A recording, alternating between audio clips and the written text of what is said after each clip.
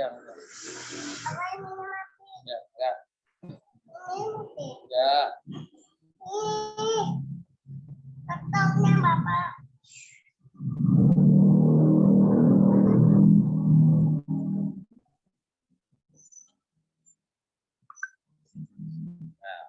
Nah, teknis dulu.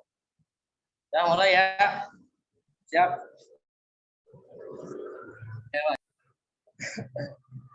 Assalamualaikum warahmatullahi wabarakatuh. Waalaikumsalam Warahmatullahi wabarakatuh. Waalaikumsalam warahmatullahi wabarakatuh.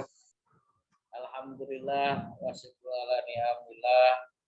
Wala haula wala quwata illa billah. Rabbi israh li sadri wa yassir li amri wa hlul 'uqdatam min lisani yafqahu qawli. Rabbi zidni ilman warzuqni fahman thayyiban rahmatika ya arhamar rahimin amin ya rabbal alamin.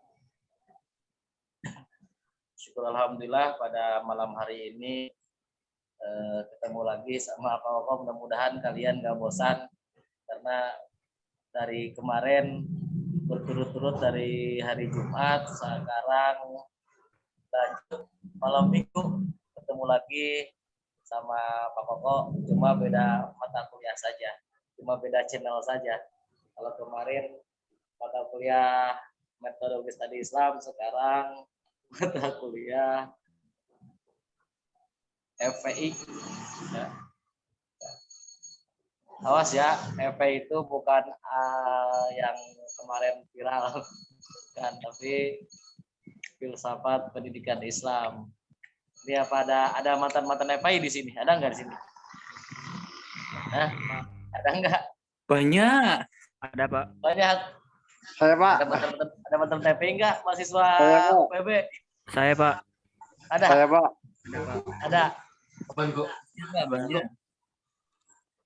Saya Pak. Forum Pemuda Idaman. Hah? Siapa? Saya Forum Pemuda Idaman. Subhanallah. Oh, jadi FPI itu forum pria idaman. Idaman siapa? Ya Allah Mas, Masya Allah. Siapa itu yang ngomong tadi? Mas Agus Mas. Masya Allah, Masya Allah. Saya teman Pak. Ya, Mas, jadi gitu aja ya. Kita karena ini pembelajarannya online, kita santai saja. Tapi serius. Aduh teh, Cak. Bapak lagi ini gimana? Aduh, ngeganggu baik. Oh, cantik sekali Pak. Kalau di rumah gini, aduh, kalau ke kampus malam padahal. Udah tutup kampus ya kalau malam ya? Ini kampus tutup belum? Belum Pak. Tahu. Belum. Pak. Belum. Nah, nanti dulu. Kita ke mama dulu, Mas. Sama mama dulu. Ini gimana Bapak belajarnya? Mengikutan mungkin Pak. Enggak. Sama Bunda dulu ya. Dari seminggu kemarin, pokoknya keluar mulu. Jarang di rumah. Kangen berarti Pak. Ya. Bang Toi Pak. Buset segala Bang Toib. Biasa jarum super. Iya Pak, nggak apa-apa Pak. Jadi kemarin seminggu kemarin ya, Allah terima apa ya, jarum super lah. Jarang di rumah, suka pergi gitu.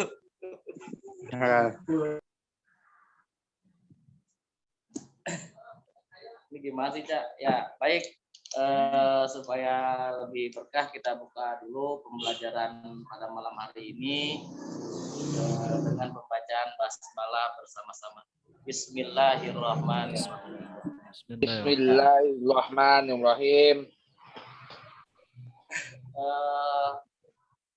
Pada sebelum ke kelompok 1 ya, sedikit ya, cuma mengantarkan saja untuk kelompok 1, mengingatkan kembali bahwa kita belajar filsafat pendidikan ini kemarin sedikit banyak sudah dikupas, sudah dibahas. Apa itu? Jadi pengetahuan itu ada 3, ada pengetahuan filsafat, pengetahuan sains dan pengetahuan mistik sebenarnya. Ya. Kalau misalkan sains objeknya empirik, kriterianya rasional empirik, kalau filsafat kriteria kebenarannya rasional. Jadi keabsahan berfilsafat itu ukurannya rasional, tidak usah empirik. Ya. Kalau udah ada empirik, perlu dibuktikan itu adalah pendekatan sains, bukan filsafat. Ya. Nah, kalau misalkan udah suprarasional, di luar nalar, yaitu kajiannya kajian mistik, domainnya domain hati. Kalau filsafat sama sains, kajiannya kajian akal, kalau mistik di luar nalar, suprarasional. Gitu. Dan perlu kalian ketahui dulu bahwa filsafat ini memiliki 3 unsur sebenarnya. Ya. Yang pertama ontologi, epistemologi, dan aksiologi. Nah, ini harus paham dulu. Nanti bisa dihubungkan dengan filsafat pendidikan Islam. Apa itu ontologi? Kalau ontologi itu bicara hakikat. Ya, kalau misalkan dihubungkan dengan mata kuliah kita filsafat pendidikan Islam, berarti ya ontologi itu bicara hakikat filsafat pendidikan Islam. Hakikat pendidikan Islam, hakikat pendidikan Islam, karena bicara ontologi hakikat, baik definisi dan sebagainya. Yang kedua itu epistemologi. Epistemologi itu cara bagaimana memperoleh pendidikan, bagaimana memperoleh ilmu pengetahuan, bagaimana dia, kalau cara ya berarti ya mengenai kaifiah.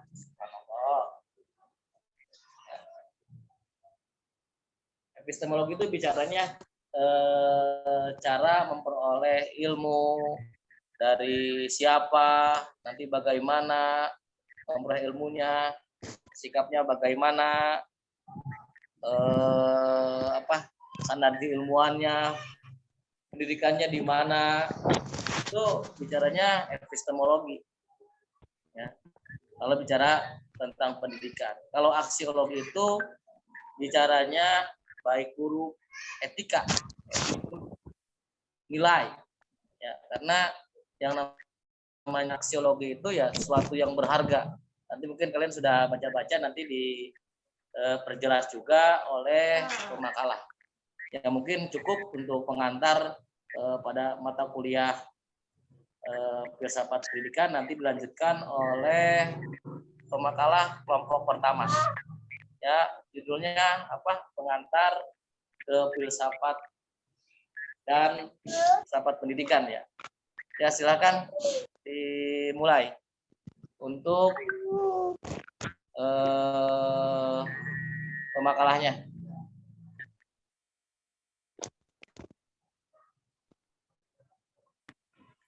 Kalau ngomong pakai HP, soalnya kalau pakai laptop nggak kedengeran kan. Kalau ini jelas ya? Jelas banget Pak, aman Pak. Jelas ya? Jelas, Pak. Kan jelas ya? Jelas banget, Pak. Aman, Pak. Aman. Untuk pemateri ya, supaya lihat ini mau dimatiin, mau pindah ke laptop dulu. Siapa? Siap. Tidak bisa. Iya. Dulu kan Pak. Nah, izin dulu ya, mau pindah ke laptop. Silakan dipersiapkan aja. Oh, sama. Mana-mana.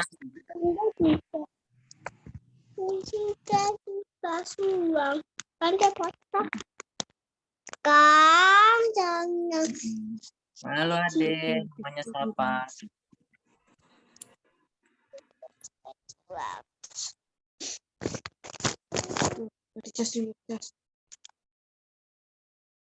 Tuang kalian film.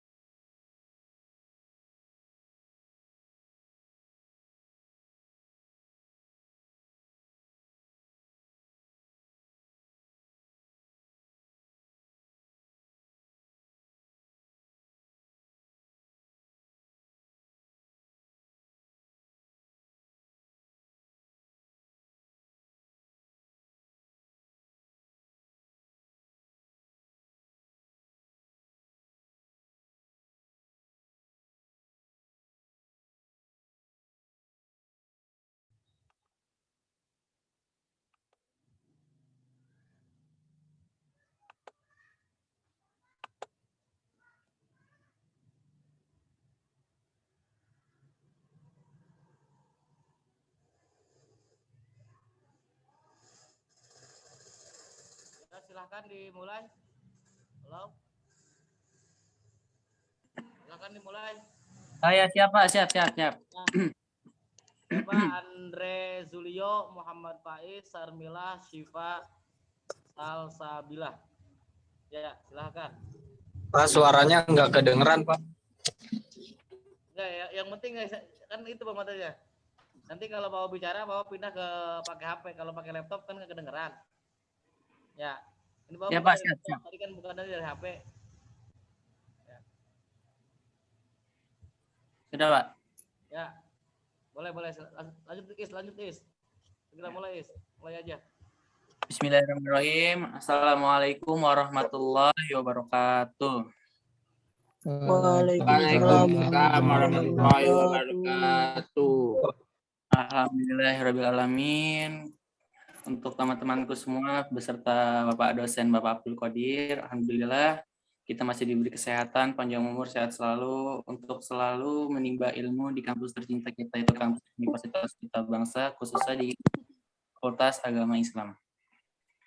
Dan untuk khususnya malam hari ini saya akan mempresentasikan sedikit pengertian mengenai tentang filsafat Islam dan filsafat pendidikan Islam.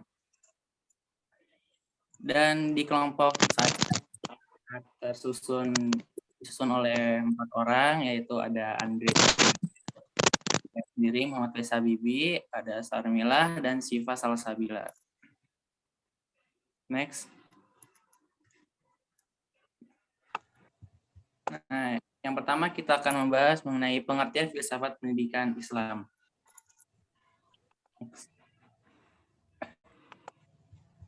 Nah, pengertian filsafat. Apa sih arti filsafat itu? Filsafat secara harfiah itu berasal dari kata philo yang berarti cinta gitu.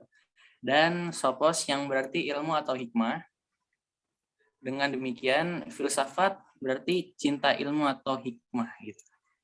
Menurut perwantara filsafat adalah ilmu berpikir secara mendalam dan bersungguh-sungguh.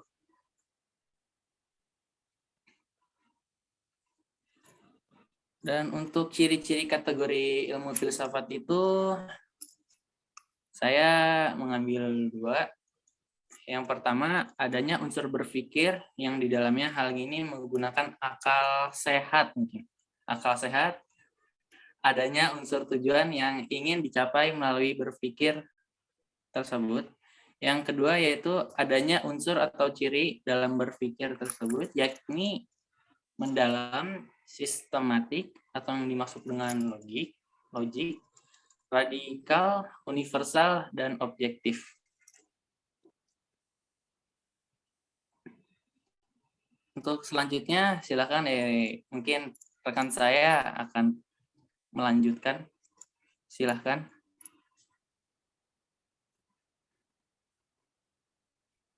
Teh Syifa mungkin akan melanjutkan, silakan Teh. Oke, saya akan melanjutkan apa yang dipresentasikan oleh Faiz. Yang kedua itu adalah pengertian pendidikan dan pendidikan Islam.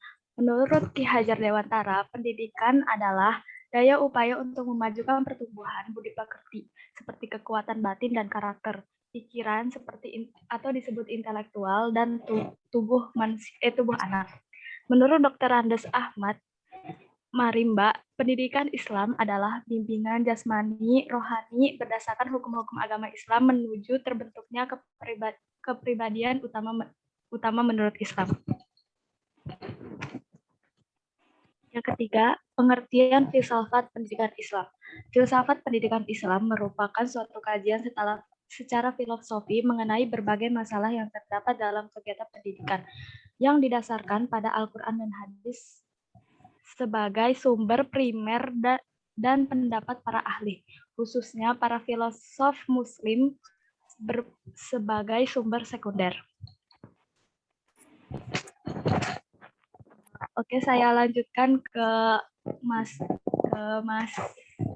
Andre. Bismillahirrahmanirrahim. Saya lanjutkan dari pemaparan Mbak Syifa ya.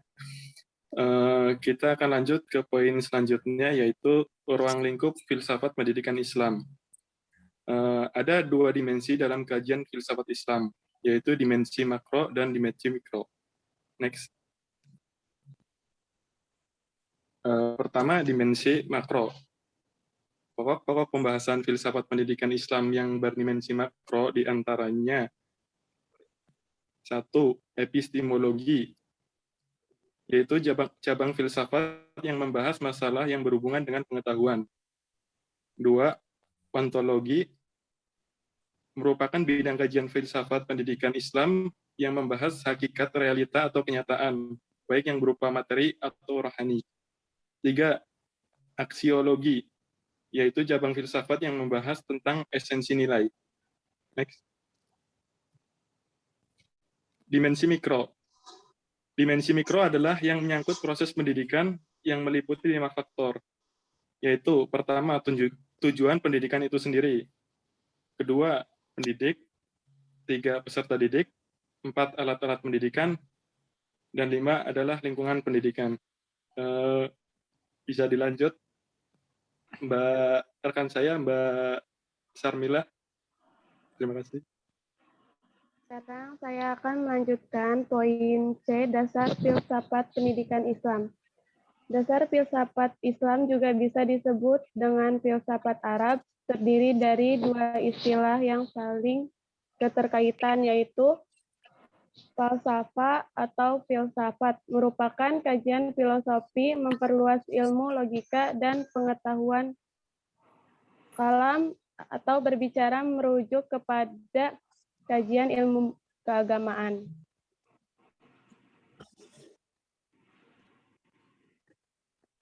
Selanjutnya. Dan tujuan filsafat pendidikan Islam, adapun tujuan filsafat pendidikan Islam adalah sebagai berikut. Yang pertama, ada mendalami unsur-unsur inti pendidikan Islam. Dan yang kedua, ada memahami jalan sejarah manusia. Dan yang ketiga, dapat mendekatkan diri kepada Allah Subhanahu wa Ta'ala. Oke, saya beri kesimpulannya. Nah, jadi apa sih filsafat Islam itu?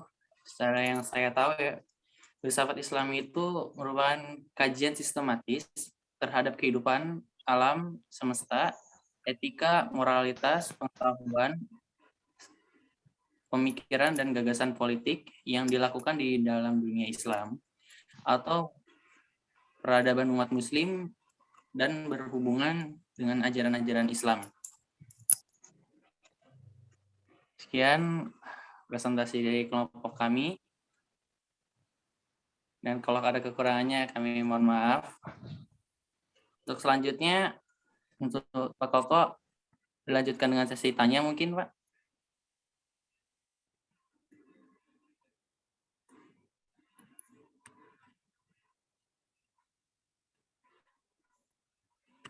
Pak.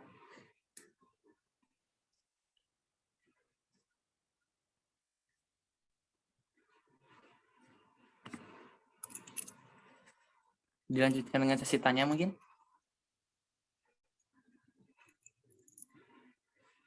Suara saya jelas nggak ya? Jelas. Gas banget, Is. Gas banget. Bagian Pak Koko, dilanjutkan dengan sesi tanya ya mungkin, Pak.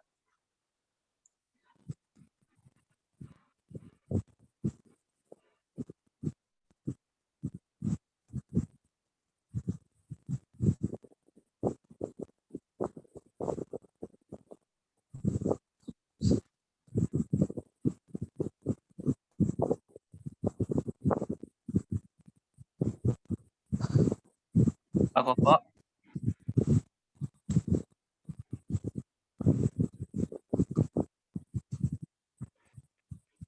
Ya, ini. Mungkin saya persilakan untuk teman-temanku sekalian yang ingin bertanya mengenai presentasi yang sudah saya sampaikan.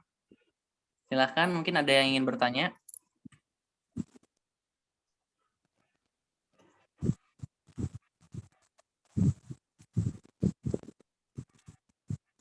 Barangkali ada teman-teman yang mau nyatet, tapi saya kecepatan slide-nya bisa bilang ke saya.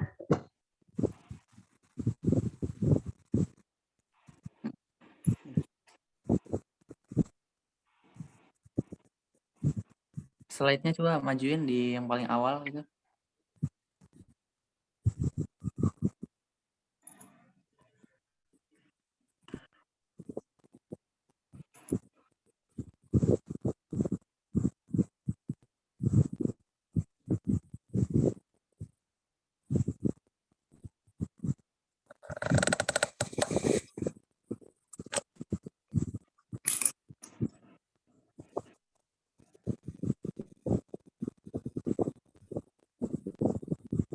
Halo, ada yang ingin tanya? Speak sekali. Assalamualaikum warahmatullahi wabarakatuh. Waalaikumsalam warahmatullahi wabarakatuh. Saya Novita ingin bertanya, apa perbedaan dimensi makro dan mikro dalam filsafat pendidikan Islam? Dalam filsafat Islam. Ya.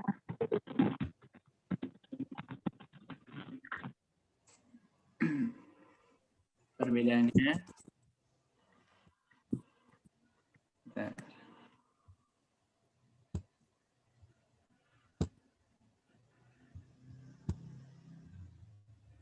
Ya, rekan saya mungkin ada yang bantu untuk menjawab.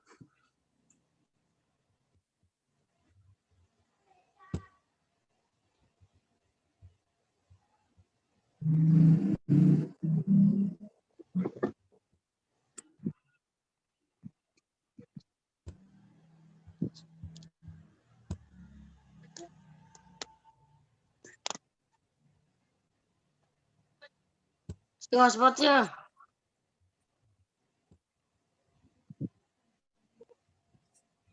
Enggak dihidupkan.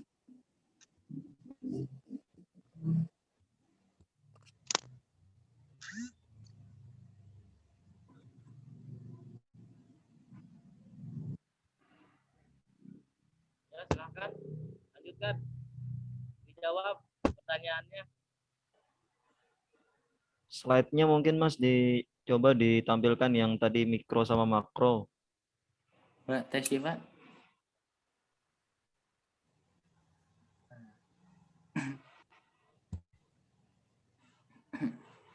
Sebentar, Pak. Yang dimensi makro sama mikro. Ya, sebentar. Kalau yang mikro boleh saya lihat.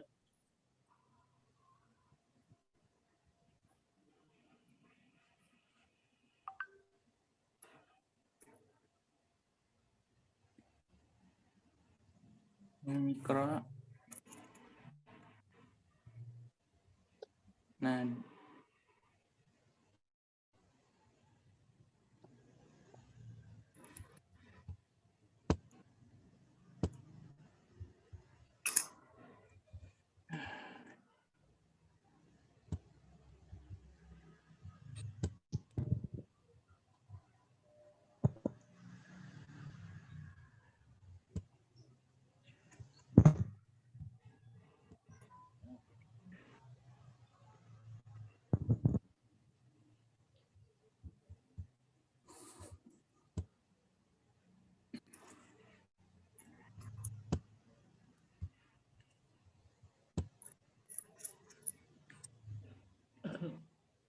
sebentar.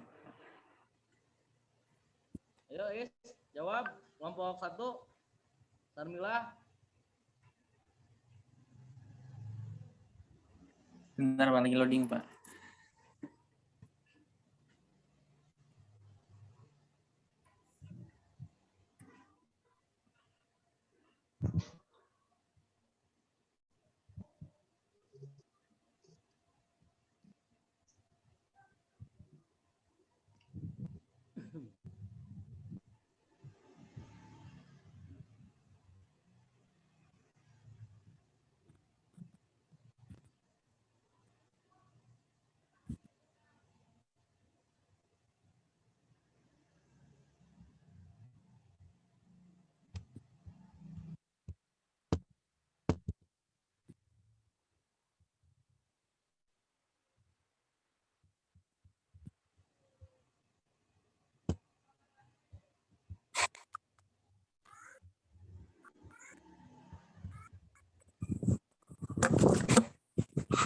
Saya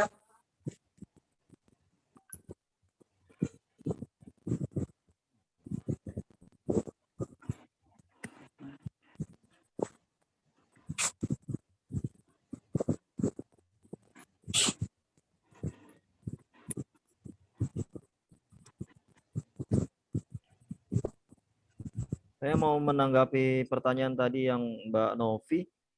Mau nyoba menjawab, boleh ya Mas ya? Ya, boleh, silakan. Persilahkan Mas Agus. Mengenai perbedaan antara makro dan mikro. Kalau yang saya lihat dari slide yang ditampilkan oleh teman-teman, seperti yang telah dijelaskan bahwa makro itu mencakup ontologi, epistemologi, kemudian aksiologi. Yang sebelumnya sudah dijelaskan oleh Pak Koko bahwa ontologi itu kan hakikatnya, jadi definisi tentang filsafat pendidikan Islam itu sendiri. Kemudian adapun epistemologi itu kan metodenya, tata caranya. Kemudian aksiologi itu etika, nilai, sesuatu yang berharga, atau mungkin bisa jadi tujuan hasil yang dicapai. Nah, itu cakupan dari makro. Adapun mikro, kalau mikro itu lebih kepada elemen atau unsur yang dibutuhkan sebagai penunjang terjadinya proses pendidikan tersebut. Gitu. Jadi kalau berbicara pendidikan Islam, maka makro itu tentang definisinya, kemudian metodenya, kemudian nanti hasil yang dicapai itu apa sih dari pendidikan Islam itu sendiri. Nah, adapun mikro, dimensi mikro berarti unsur-unsur apa yang dibutuhkan untuk menunjang itu semua. Maka dibutuhkan adanya pendidik, peserta didik, kemudian alat-alat pendidikan seperti itu. Barangkali itu yang saya pahami dari pemaparan teman-teman sebelumnya. Baik, itu dari saya. Ya, Pak, kelompok mau menambahkan, boleh.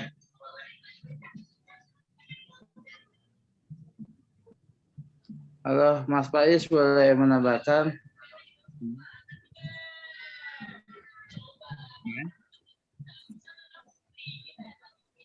Pak, izin menambahkan, Pak. Ya, silakan. Tanya ke itu dan ke Bapak, langsung aja ke makalahnya. Dibantu jawab.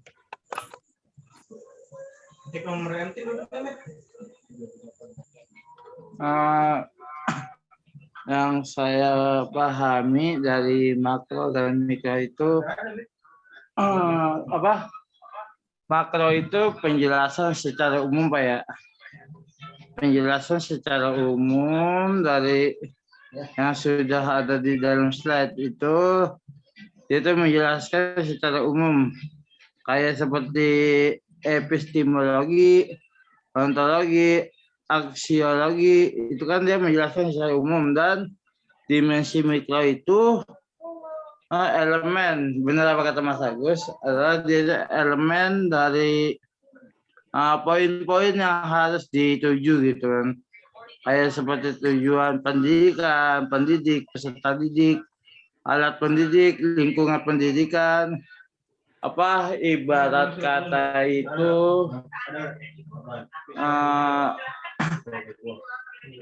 alat dan alat-alat pendukung gitu yang harus dipenuhi dan yang harus ada dalam pendidikan gitu, harus meliputi itu Pak, seperti sarana prasarana, pokoknya peserta didik, pendidiknya, dan pokoknya kayak seperti gedung, ibaratnya itu poin-poin yang harus disiapkan gitu. Begitu sih Pak, menurut saya Pak. Mohon maaf kalau ada salah. Gak dimaafin.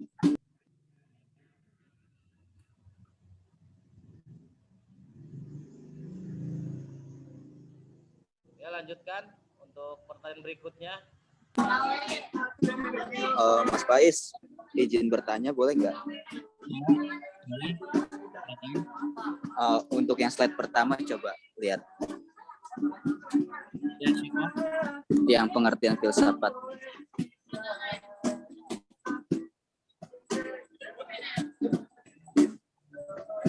Nah, kan di pengertian filsafat ini menurut yang kelompok Mas Faiz buat itu kan yang berarti cinta ilmu atau hikmah ya, yaitu yang philo itu yang berarti cinta, terus sophie itu yang berarti ilmu atau hikmah ya.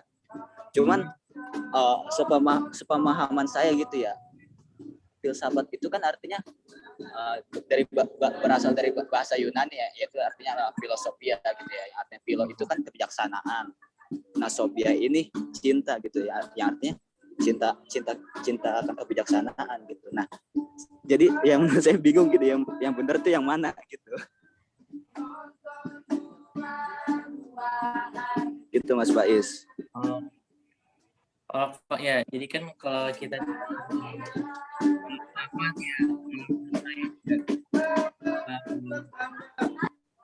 dari tanggapannya dari Mas Algi, saya setuju. Dari yang atas kelompok saya yang buat ini juga, saya ya biasanya setuju aja kan, karena filsafat itu kan memang apa ya, awalnya itu ilmu-ilmu yang di luar nalar gitu berarti kan. Jadi yang tanggapan Mas Algi juga termasuk benar gitu. Kalau saya sepakat juga dengan Mas Algi atas tanggapan jawabannya mengenai yang philo gitu.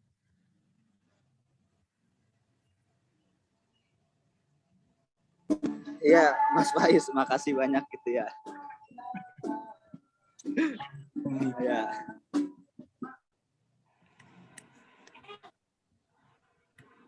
Ada lagi yang mau bertanya? Aku. Siapa ini? Siapa? Sekar. Oh.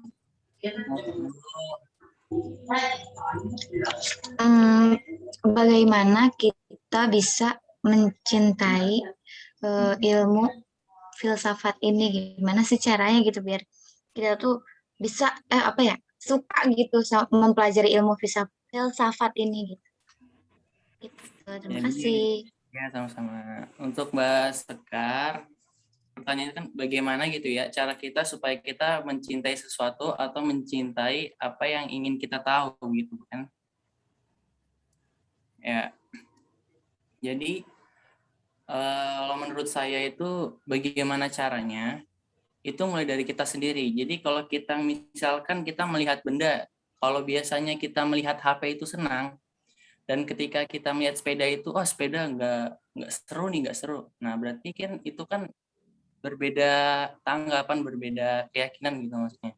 Jadi ketika kalian ingin mencintai atau maksudnya mencintai ilmu filsafat gitu ya, berarti kalian itu harus benar-benar menanamkan dalam hati kalian itu penasaran akan ilmu tersebut gitu. Jadi ketika kalian ingin pintar, maka kalian harus belajar. Ketika belajar itu kalian harus sungguh-sungguh, jangan setengah-setengah. Ketika kalau kalian setengah-setengah itu jadinya ilmunya, maksudnya itu kalian misalkan kalau ketika belajar itu ngantuk. Nah itu kan berarti kan nggak sungguh-sungguh, jadi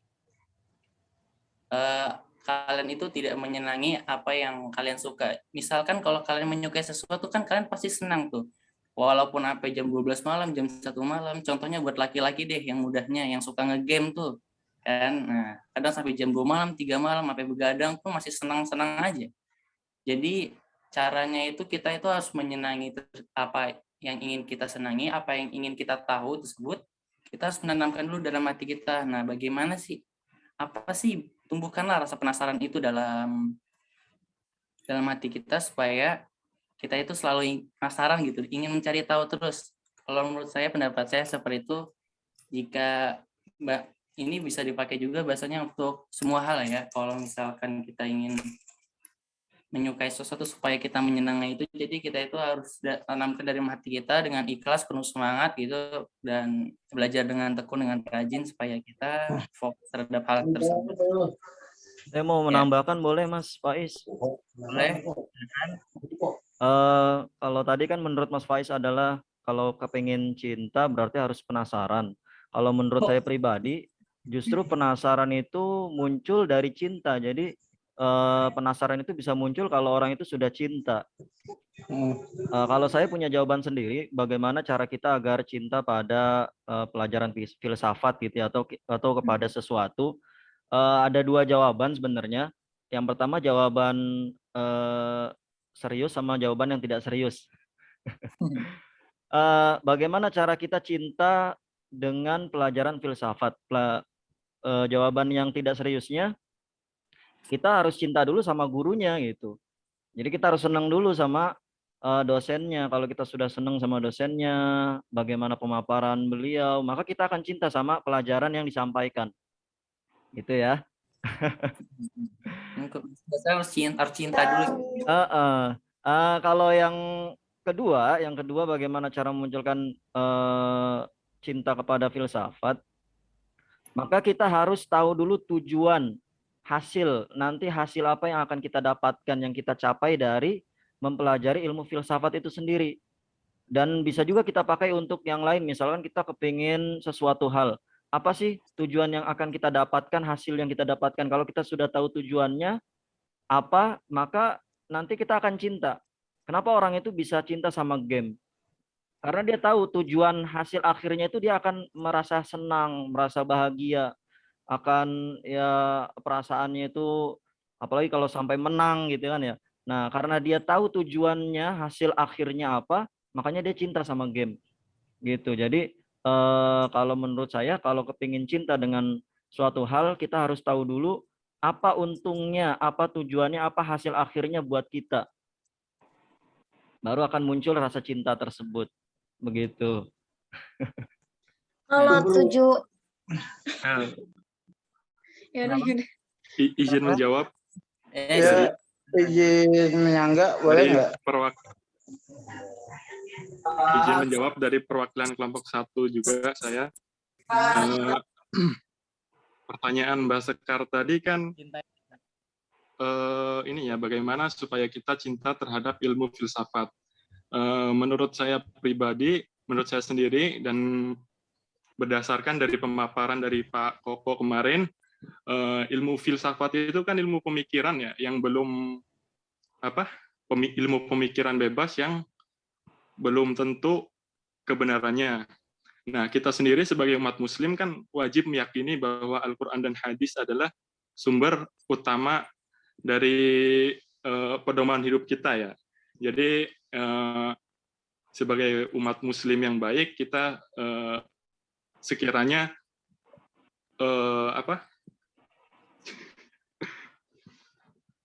tidak terlalu mencintai filsafat itu sendiri, karena filsafat itu bisa melahirkan pemikiran bebas yang seperti Allah itu di mana dan lain sebagainya, yang sebenarnya itu tuh dilarang dalam agama kita begitu. Mohon maaf jika ada kekurangan. Terima kasih. Boleh menyangga? Boleh, silakan Mas Riko. Subhanu. Kan filsafat itu kan ilmu pemikiran ya, pemikiran yang secara logis. Nah, jadi kan kalau kebanyakan filsafat tuh untuk kehidupan dunia kan ya. Kalau untuk akhirat tuh sebenarnya nggak usah untuk dipakai. Nah, untuk jawaban Mbak Sekar, mau saya jawab nih. Menurut saya tuh cinta atas segala hal ya. Salah satunya pelajaran filsafat. Yaitu yang awalnya itu kita harus mengetahui itu filsafat apa, bisa hal untuk buat apa, mencari jawaban buat apa. Nah, itu baru kita, kalau kita sudah menyenangi pelajaran itu, baru dah kita akan timbul nama cinta. Jadi kita cinta itu ini pelajarannya itu. Nanti seakan-akan berjalannya waktu kita mencari tahu, nah itu akan ada namanya timbul rasa cinta yang sesungguhnya gitu. Ya begitu sih. Nah, kalau kata saya tuh gitu. Subhanallah, sudah berpengalaman Mas Riko ya. Jadi Sama kayak Faiz ya.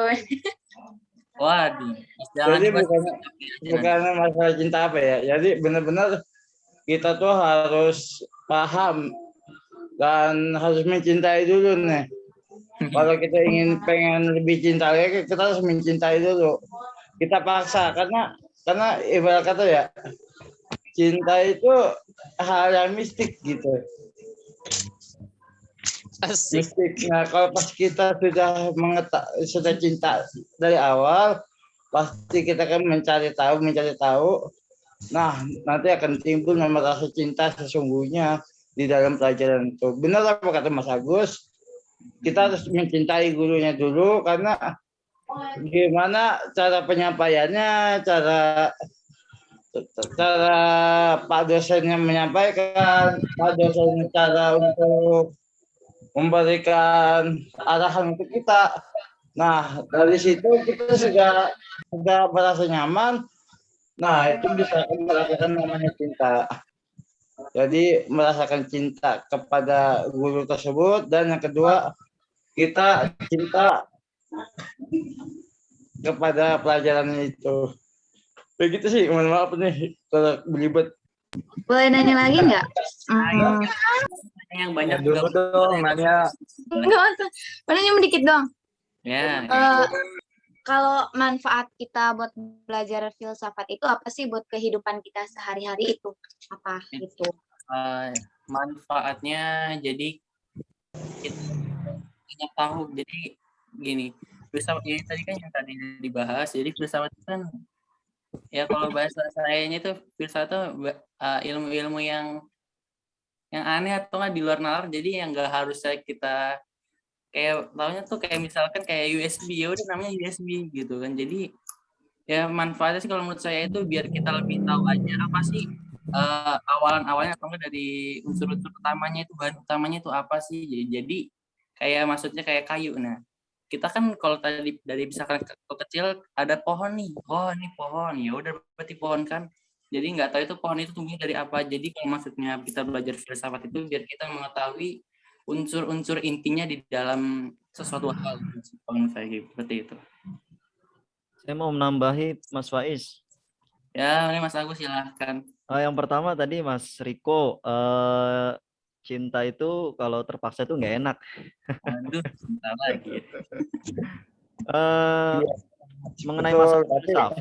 Mengenai masalah filsafat itu,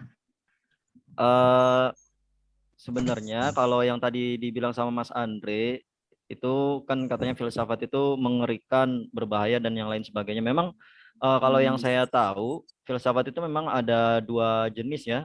Kemarin sempat dijelaskan sama Pak Koko juga. Filsafat itu ada yang mengarah ke arah sana sampai akhirnya berpikirnya terlalu dalam, kemudian sampai berkaitan dengan agama, malah jadi bikin orang bingung di dalam beragama seperti itu. Ada filsafat itu yang dia tidak sampai ke sana.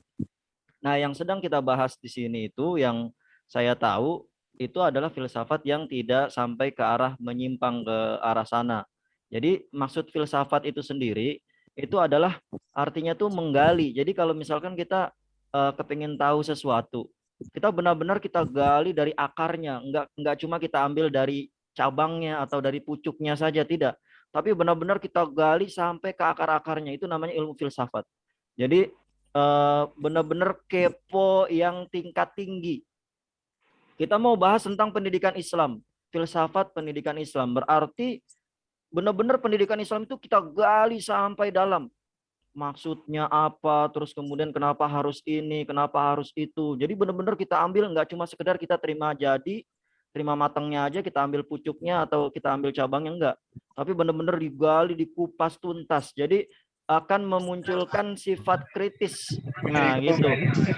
Memunculkan sifat kritis kepada diri kita. Nah, salah satu tujuannya, hasil yang akan dicapai itu tadi dari ilmu filsafat itu adalah berpikir kritis. Nah, jadi kita akan berpikir kritis. Makanya tadi kata Mas Faiz kan kayak USB misalkan. Kalau orang yang nggak kritis ya udah cuma tinggal sekedar pakai aja, pakai USB, pakai sendok buat makan gitu kan. Tapi kalau kita pakai filsafat, benar-benar kita kaji, kenapa kok bisa namanya sendok ya? Kenapa kok harus bentuknya seperti ini ya? Harus batangnya harus panjang, kemudian harus bulat. Kenapa harus besi? Kenapa nggak dari yang lain? Benar-benar banyak pertanyaan-pertanyaan kita gali sampai ke akar-akarnya. Nah, itu namanya ilmu filsafat yang saya pahami seperti itu dari pemaparan Pak Koko kemarin. Jadi kalau dibilang menyimpang, tergantung filsafatnya yang mana dulu. Kalau filsafatnya ke arah yang ke sana, misalkan ke agama sampai menggali terlalu dalam, dan akhirnya tersesat, nah itu yang jangan yang ke sana gitu. Karena kita konteksnya ini pendidikan Islam, jadi filsafat yang sedang kita gali adalah hanya yang berkenaan dengan pendidikan Islam saja, begitu. Itu menurut saya. Barakallahu fikum. Baik, terima kasih. Baik. Cukup jelas. Terima kasih. Terima kasih Mas Agus koreksinya. Kayaknya maksud Mas apa tuh tadi? Ya Pak. Agus. Kata Mas Andre itu tadi kan apa tuh kalau filsafat menuju bisa penyimpangan itu filsafat yang benar-benar ya, karena filsafat itu bisa membuat kita menjadi murtad, Mas. Jadi benar-benar kita tuh hati-hati, jangan sampai kita belajar filsafat itu menerimanya kita tidak paham, tetapi kita pakai. Nah, tahu ujung-ujungnya menyimpang menjadi murtad. Kebanyakan tuh begitu. Jadi belajar filsafat itu kudu benar-benar menggunakan iman juga, dan harus pikiran kita tuh lagi cerah. Jangan sampai nanti kita menyimpang. Itu yang saya tahu, itu kebanyakan mempelajari filsafat atau filsafat yang mengarah ke sana ya, itu bisa menyimpang gitu. Tapi yang kita bahas tuh bukan filsafat ke sana kan, tapi pokoknya hati-hati. Jangan sampai kita mempelajari ilmu filsafat yang bisa membuat kita menyimpang. Kita mempelajari ilmu filsafat yang membuat kita ini aja lah, buat apa? Buat menjadi metode mempelajari apa tuh lebih dalam lagi gitu. Jangan sampai kita belajar filsafat itu menyimpang gitu.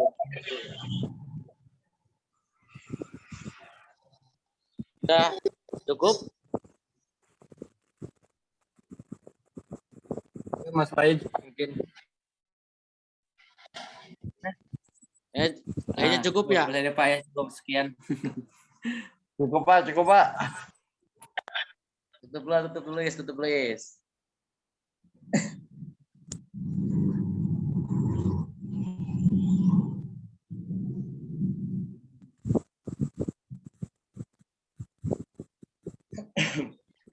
Dah ditutup guys.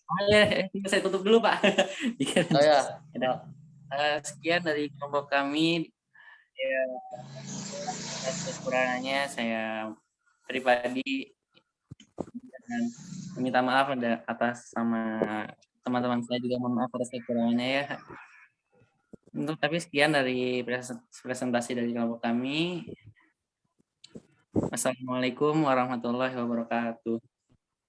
Waalaikumsalam warahmatullahi wabarakatuh.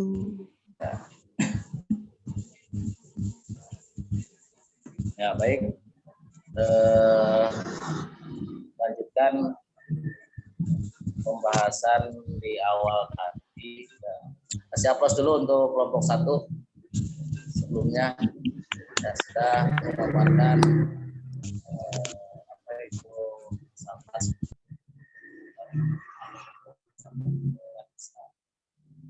Di awal sebenarnya mata kuliah pendidikan filsafat pendidikan Islam ini, sebelum kalian mempelajari filsafat pendidikan Islam, harusnya kata Pak juga filsafat umum dulu harusnya. Jadi di sana nanti ada perkembangan filsafat bagaimana. Jadi kita yang sebagaimana kita ketahui kan filsafat itu kan dari Yunani. Jadi ujung-ujung langsung ke filsafat pendidikan. Nanti ketika mau nyusun harus memahami filsafat ilmu itu karena sangat berhubungan dengan penyusunan skripsi, harus memahami benar filsafat ilmunya. Ada metode ilmiahnya nanti di sana. Filsafat ilmu. Ya, seperti itu seharusnya ya, karena ya kalau itu bukan kebijakan Pak Koko, ya cuma sedikit yang namanya filsafat ya kita tahu asal usulnya itu semuanya filsafat itu kan dari Yunani. Sebenarnya kan orang Yunani awalnya yaitu berpikir dari mitos-mitos. Dari mitos-mitos dia berpikir tentang alam, dia berpikir tentang Tuhan. Ya, memikirkan alam ini, alam diciptakan dari apa? Ya, seorang filosof Thales ya mengubahkan pendapatnya, oh ini dari air dan sebab dari air. Filosof yang lain ya, menyetujuinya karena apa? Karena emang semua unsur makhluk ya dan itu mengandung air, bahkan daratan dan lautan ya lebih luas lautan daripada daratan. Itu menunjukkan bahwa ya secara rasional ya masuk akal. Padahal ya kalau kan baru sepintas, dia kan orang filosof itu, orang filsafat itu kan mendewakan akal. Ya, akal dinomor satukan, yang lainnya tidak. Kalau kita Muslim ya akal dipandu wahyu, ya bukan Mas Wahyu, tapi akal dipandu wahyu. Dalam artian ya akal itu unlimited, akal itu ya ngopi dosen terbatas. Ya, makanya seperti itu tadi dibahas tentang filsafat itu bisa mengarah kepada sampai kepada murtad segala. Ya, emang para ulama juga di kalangan Muslim ada yang berpendapat mengharamkan belajar filsafat. Tapi Imam Al-Ghazali itu kan dia berfilsafat, dia kan sebelum lari ke tasawuf dia seorang filosof juga. Justru dia membolehkan Muslim itu harus belajar filsafat. Jadi supaya cara berpikirnya bisa berimbang antara rasional dan wahyu tadi ya, tentang firman Allahnya. Jadi biar berimbang. Imam Al-Ghazali berpikir itu kan dari keraguan-keraguan. Dari keraguan itu kan biasanya kan berpikir ini harus bagaimana. Bahkan Imam Al-Ghazali yang sangat luar biasa ya membolehkan. Ya kita kan rujukannya Imam Al-Ghazali yang membolehkan untuk belajar filsafat. Ya. Kalian kalau misalkan gini aja deh. Kalau misalkan berpikir mendewakan akal menggunakan rasional, ya itu akan apa ya? Tidak akan ada titik temunya sebenarnya. Makanya di Islam dipandu dengan firman Allah, dengan Al-Qur'an. Seperti itu. Itu sedikit masalah. Kalian pernah nggak? Misalkan pernah nonton film The Secret nggak? Halo? Pernah nonton film The Secret nggak? Belum, Pak, belum pernah. Pernah dengar? Dicari di Google. Itu orang Barat berpikirnya seperti itu. Filmnya juga The Secret rahasia. Oh, dulu ada di laptop film The Secret. Cuma sekarang nggak tahu, nggak ada. Dulu waktu zaman kuliah. Ya. Orang kalau misalkan berpikir di film di Secret itu menyatakan apa yang Anda pikirkan, apa yang Anda pikirkan terus-menerus itu akan yang terjadi, itu yang akan terjadi. Makanya dia mendewakannya akal. Kalau kalian pengen kelimpahan harta, pengen ilmu, ya tinggal berpikir aja bagaimana saya harus memiliki ilmu yang banyak, ilmu yang bermanfaat bagi keluarga, atau kalau pengen kaya, pengen sukses ya tinggal kaya. Itu orang barat seperti itu. Makanya kan dia menghalalkan segala cara. Yang penting di pikirannya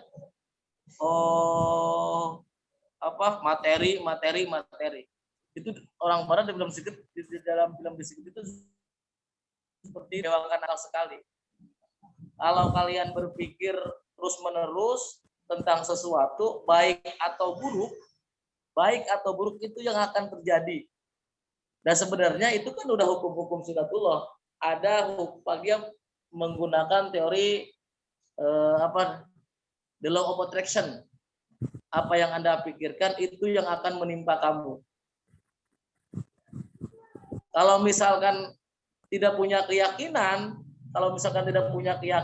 oh iya, berarti itu hasil pikiran saya, hasil kerja keras saya, tidak ada campur Tuhan. Ya, itu berpikirnya orang-orang. Makanya ada kalau misalkan nonton film itu, kalau nggak punya dasar, sarankan jangan nonton dulu lah, kalau nggak kuat lah. Tapi kalau misalkan dilarang, pasti penasaran.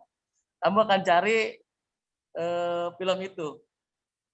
Judulnya The Secret of the Law of Attraction. Pasti akan mencari. Saya lagi browsing, Pak. Oh, lagi browsing. Ya, itu sangat mendewakan akal. Itu pemikiran barat seperti itu. Orang-orang barat begitu seperti itu. Tapi kalau kita kan bicaranya filsafat pendidikan Islam ya. Sebenarnya ya Pak Kop mempelajari dulu bukunya punya, filmnya sudah nonton, emang jadi panas kalau misalkan menggunakan teori itu ya emang seperti itu. Pokoknya ketika kalian berpikir positif, ya itu akan yang menimpa kamu yang positif-positif. Ketika kalian berpikir negatif, itu yang akan menimpa kalian. Misalkan nih, kalau dibangun pagi-pagi kalian ngeluh kan negatif. Kalau negatif, itu sepanjang hari akan menimpa kepada kalian itu hal-hal yang negatif. Cobain aja. Itu hukum-hukum The Secret the Law of Attraction seperti itu. Hukum tarik-menarik. Mau percaya, tidak percaya, suka, tidak suka, itu ya kalau dalam Islam itu sunatullah sebenarnya. Udah sunatullah, kan emang Islam mengajurkan orang untuk berprasangka baik, berpikir positif, nah seperti itu.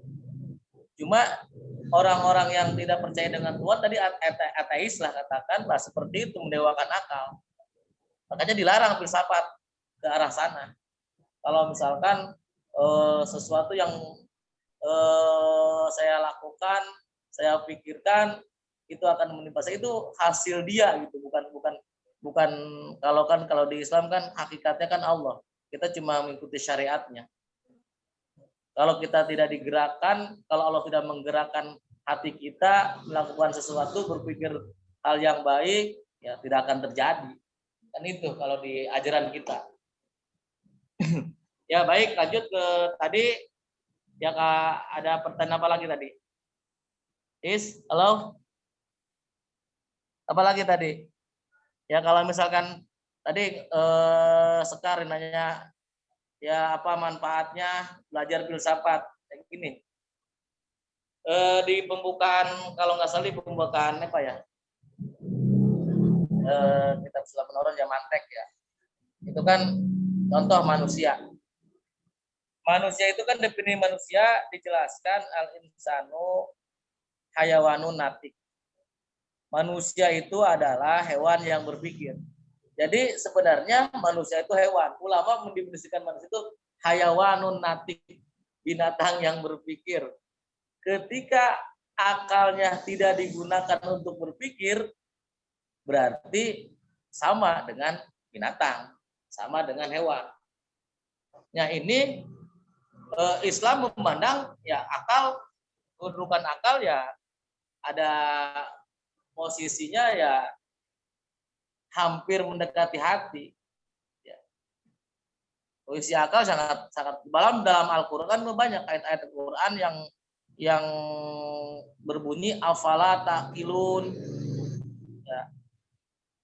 Afala taqilun, apakah kamu tidak berpikir, itu kan menunjukkan kita sebagai manusia harus menggunakan akal kita, harus selalu berpikir.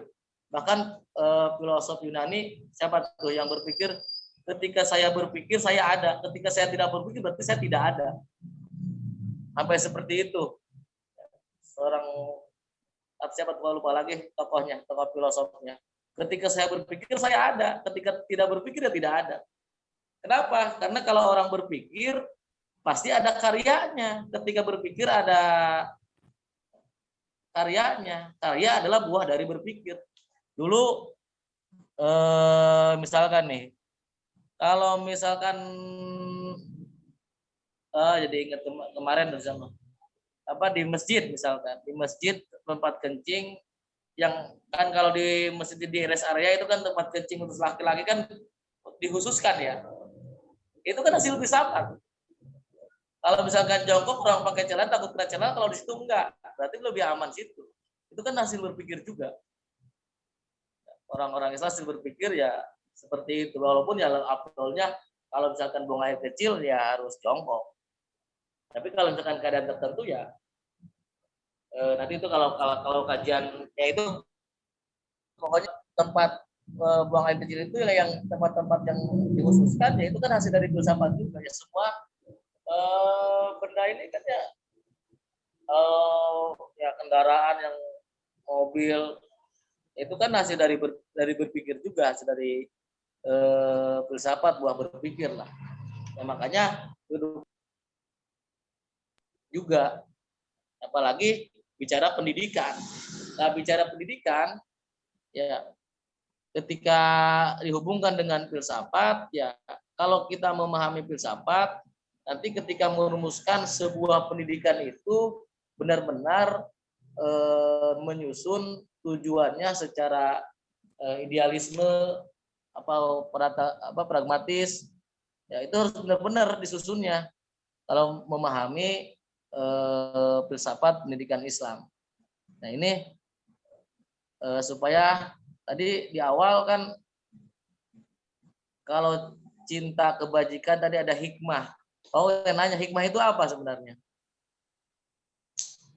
Halo, hikmah itu apa? Tes. Halo. Ya Pak. Halo. Kalau hikmah apa hikmah? Hadir. Hikmah itu. Ayo. Tadi kan ada cinta kebajikan, cinta hikmah. Hikmah itu apa sebenarnya? Manfaat. Hikmah manfaat. Ada lagi? Makna yang terkandung. Makna yang terkandung, Pak. Makna yang terkandung. Yang mengandungnya siapa?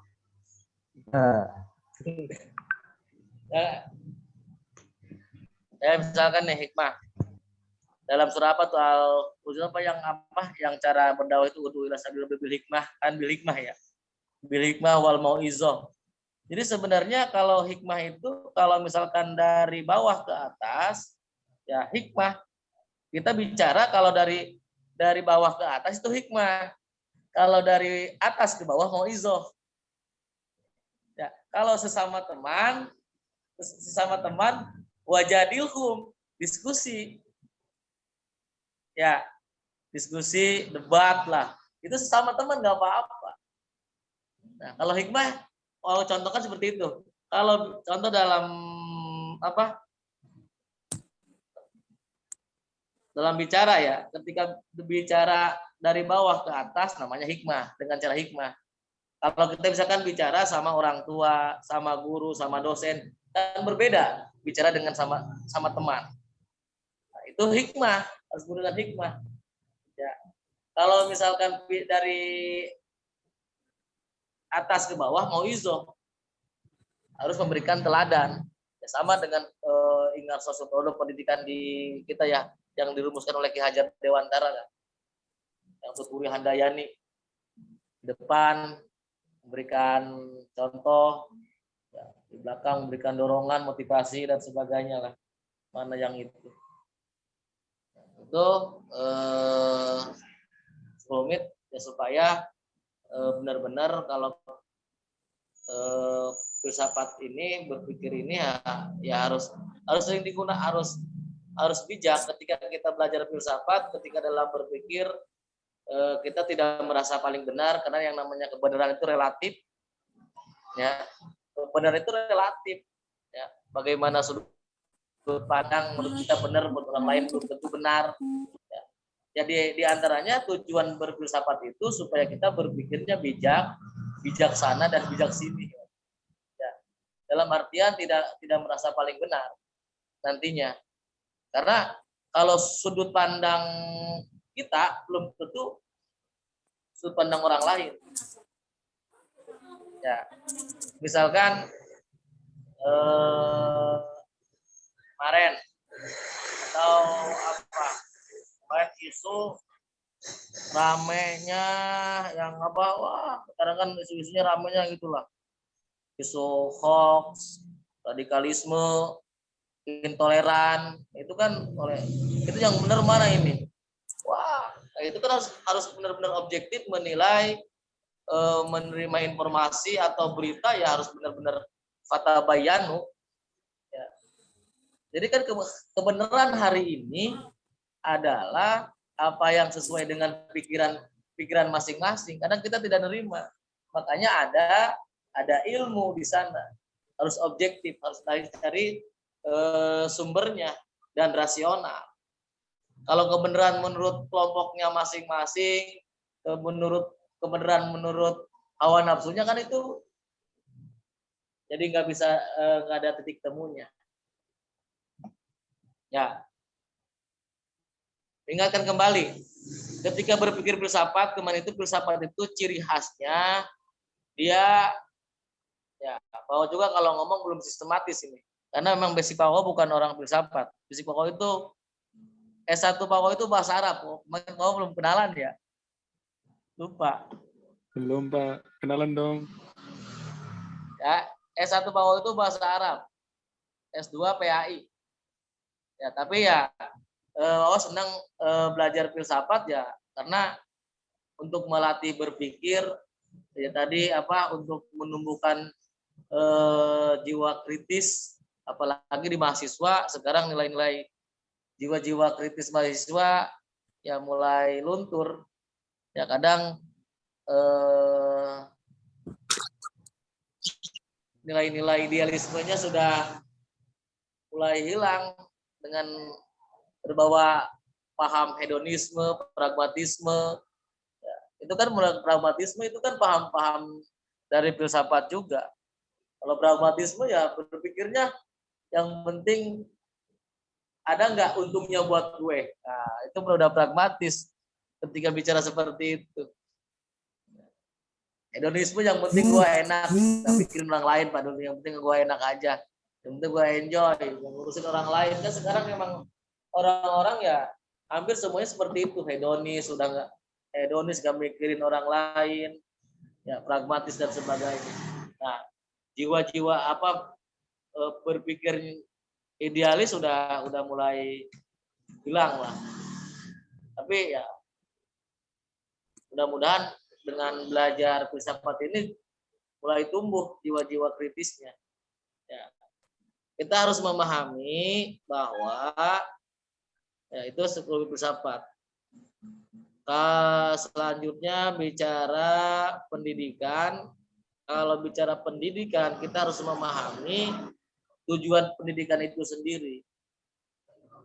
Ya, kalau tujuan pendidik ya, bahwa dari baca literatur yang suka dengan istilah ya Prof Tafsir, itu tujuan pendidikan itu yang sangat sederhana, memanusiakan manusia.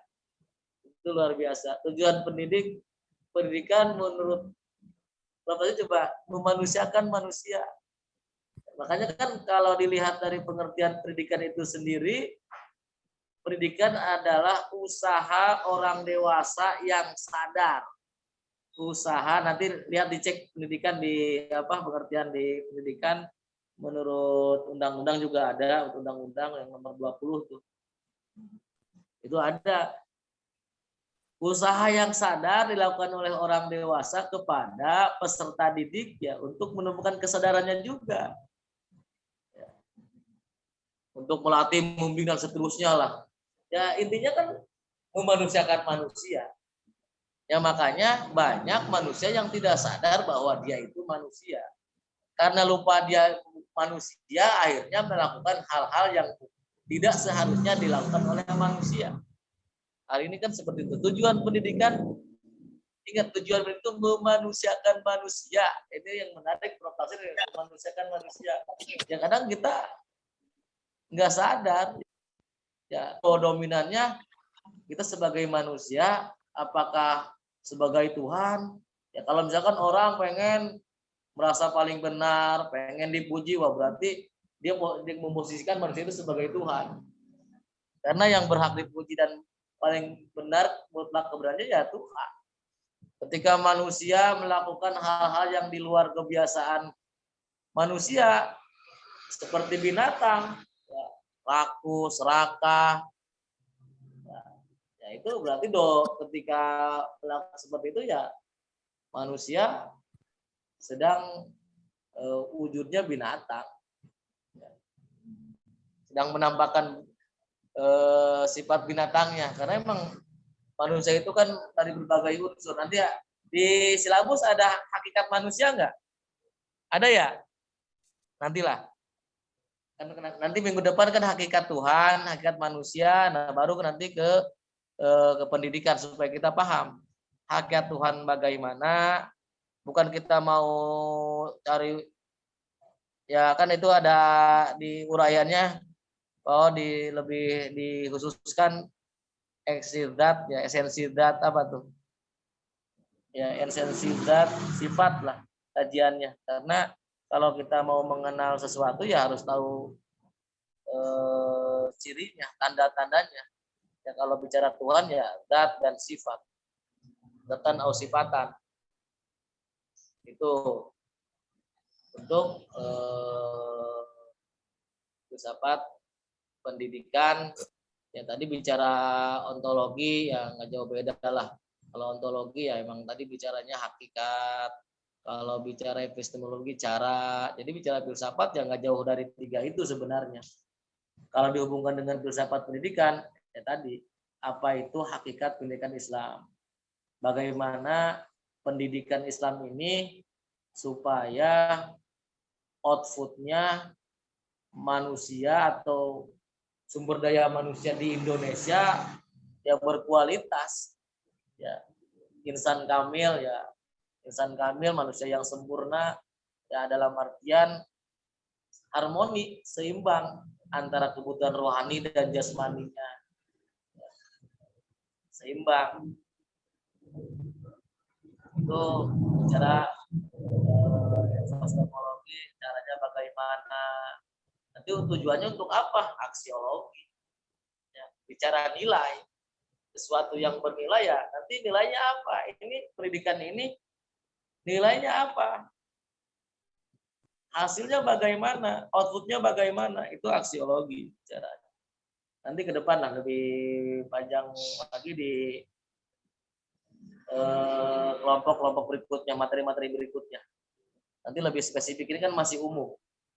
Ya kalau misalkan kalian pengen tahu sejarah perkembangan filsafat, kalian bisa searching banyak, kalau bisa dari jurnal, kalau bisa ya dari jurnal, terus sekarang kan banyak lah akses tinggal baca aja. Lebih bisa mengeksplor. Makanya diskusi ya diharapkan lebih hidup. Pokoknya biarkan, kalau kalian diskusi biarkan saja supaya ngalir, supaya kalian bebas dalam berpikir, supaya tidak ada apa ya, tidak ada pikiran merasa nggak enak atau bagaimana, supaya bebas saja, dibebaskan. Sampai sini ada pertanyaan atau udah jam berapa? Udah habis belum? Itu Masih ada Pak, waktu? maaf Pak, tadi ada itu yang bekas. mengenai makro dan mikro itu mungkin bisa diperjelas. Oh iya. Ya seperti tadi, kalau misalkan tujuan filsafat pendidikan Islam secara mikro tadi udah, ya mikro kan dalam artian sempit, kecil. Kalau bicara pendidikan formal, yaitu kan bicaranya pendidikan yang di sekolah, dari TK, PAUD, SD, SMP, SMA, perguruan tinggi. Itu kan skala mikro. Kalau skala makronya ya bukan apakah pendidikan cuma di sekolah, kan enggak. Kita mendapat nilai-nilai pendidikan kadang dari apa, dari binatang, bahkan ya dari binatang kan, nilai-nilai pendidikan kadang dari binatang juga ada. Misalkan kalau kambing paling makan daun pohon mangga, tapi kalau manusia bukan daunnya saja, ya, bisa sampai ya rumah-rumahnya hilang, diambil. Kan ada nilai-nilai itu bisa ngambilnya kan, kalau pendidikan secara makro, secara luas, lebih luas lagi. Kalau secara mikro ya bicaranya ya pendidikan formal. Tapi kalau makro lebih luas lagi. Karena kan pendidikan itu bukan di sekolah saja. Sekolah cuma pendidikan formal. Kadang kalian misalkan kuliah ya jurusan PKPI, nanti kalau udah lulus kan kadang nilai pendidikan atau pengalaman dalam kuliah, terus punya pergaulan dari teman, itu yang akan mengantarkan kalian nanti. Cuma kenapa harus kuliah? Ya.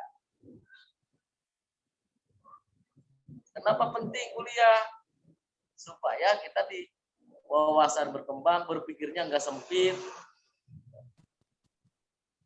Seperti itu. Pergaulan juga luas, tahu kan, lebih kenal kan. Dulu kalau misalkan orang nggak kemana-mana, sekolah di situ, SD di situ, SMP masih di situ, SMA masih di situ, kan kurang pergaulan juga. Ya. Untung sekarang ada Android, ada internet. Coba kalau nggak ada, bisa luas, lebih terarah, lebih terstruktur kalau misalkan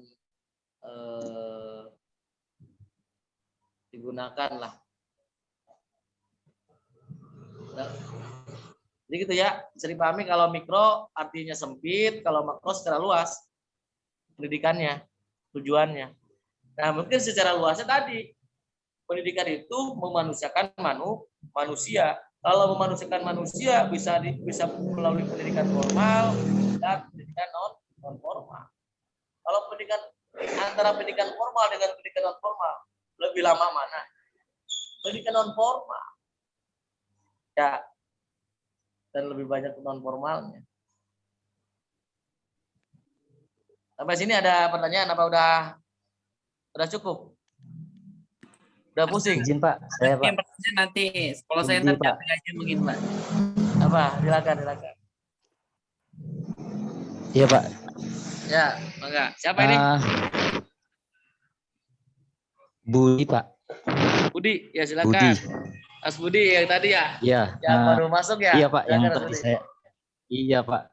Tadi siang saya baru daftar. Alhamdulillah akhirnya bisa mengikuti di kelas ini. Saya akhirnya bisa sedikit tahu ya, meskipun masih nggak begitu dalam tentang filsafat. Kalau saya baca di KBBI gitu kan, biar kita memudahkan gitu mencari arti filsafat, saya temukan itu artinya pengetahuan dan penyelidikan dengan akal budi, mengenal hakikat segala yang ada gitu ya. Kalau dihubungkan dengan filsafat pendidikan Islam, di ujungnya itu kan ada kata Islam itu. Yang jelas Islam itu sumbernya dari mana. Sedangkan kalau kita ngomongnya filsafat, itu ngomong akal gitu ya. Bagaimana akal itu mencari tahu apa, bagaimana, dan tujuan nilainya. Apakah nanti dalam pelajaran filsafat ini kita mengambil Suaranya agak dikerasin. Coba matiin dulu nih. Apakah nanti Suaranya agak dikerasin. Gimana Pak? Suaranya agak dikerasin. Oh, saya pakai laptop ya, jadi udah jelas belum Pak ya? Halo? Ya, lanjut. Halo? Ini pokoknya di luar, di luar ya, di rumah Bapak pinggir jalan. Ya. Ini jalannya berisik, jadi ke. Iya. Strategis berarti rumahnya. Apakah nanti kita mempelajari filsafat pendidikan Islam itu biar tidak menyimpang jauh, nanti ngambil sumber-sumbernya yang sudah ada di situ kan kita pendidikan Islam ya. Kalau hanya pendidikan saja mungkin kita akan menggali lebih dalam tentang pendidikan ya banyak gitu ya. Tapi ini lebih spesifik ke Islam. Maka Islam itu di sana sudah ada bagaimana siapa yang membawanya, untuk apa segala macam. Jadi kita lebih ada landasannya gitu. Apakah nanti kita ke depan itu ketika membahas filsafat pendidikan Islam itu sudah jelas sumber-sumbernya itu. Gitu Pak pertanyaannya. Ya, terima kasih.